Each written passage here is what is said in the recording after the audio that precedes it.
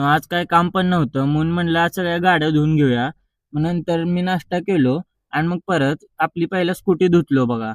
आणि मग तिथनं फोर व्हीलरकडे गेलो. फोर व्हीलर पण लय घाण झाली होती. ते झाडाचं पालं फुलं सगळे पडली होती बघा. आणि तिथं पाऊस पडल्यामुळे थोडंसं माती पण तिथं साठली होती. मग परत ते कापड घेतलं सगळं पुसलो बघा. आणि नंतर मग ही गाडी दुसऱ्या साईडला जाऊन लावलो. तवर आत येताना बघतोय तर आपली शाईनची पंक्चर झाली होती.